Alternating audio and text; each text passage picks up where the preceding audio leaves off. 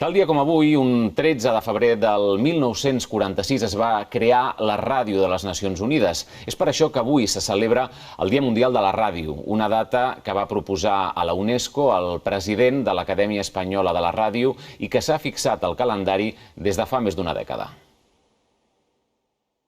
Les veus de la ràdio són per a molts part de la família. Des dels seus orígens a finals del segle XIX, la ràdio ha estat lligada sempre als grans esdeveniments de la humanitat i així ho ha continuat sent durant aquesta pandèmia, on ha seguit sent, com sempre, el mitjà de comunicació més consumit a nivell mundial. Nou món, nova ràdio és el lema d'aquesta jornada. Sembla que el secret de la seva immortalitat és el fet d'estar sempre en una contínua adaptació, ja ho diuen, renovar-se o morir. Ni tan sols l'arribada d'internet ha estat una amenaça per la ràdio, tot el contrari. Amb els nous formats i tecnologies, la ràdio encara té corda per estona.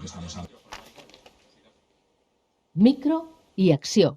Comença aquest programa de Ràdio Pública de Ràdio 4 a l'Altra Ràdio. Premi Nacional de Comunicació el 2019, l'Altra Ràdio porta en antena 41 temporades, informant-nos de les novetats en comunicació audiovisual. Hem pogut anunciar el naixement d'internet i de la distribució de so per internet.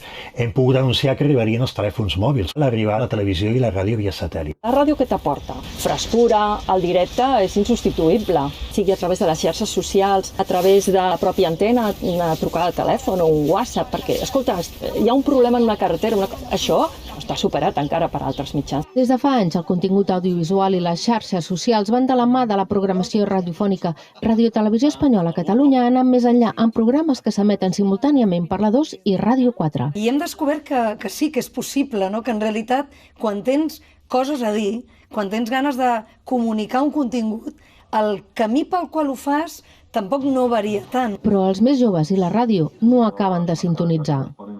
Segons ells, no els ofereixen cap missatge interessant per ells i tampoc es troben representats. Una forma d'atraure'ls és a través de podcasts. Molt més arriscada de continguts, més innovadors, amb llenguatges diferents i no està sotmès a una graella. Aporti oients a l'antena. Antena amb arroba, en aquest sentit. Amb tot, ha nascut un nou concepte, el d'audiència híbrida, la que consumeix ràdio en directe per antena o en streaming, en diferit a la carta o per les apps. Sigui com sigui, la ràdio, segons diuen els experts, té futur.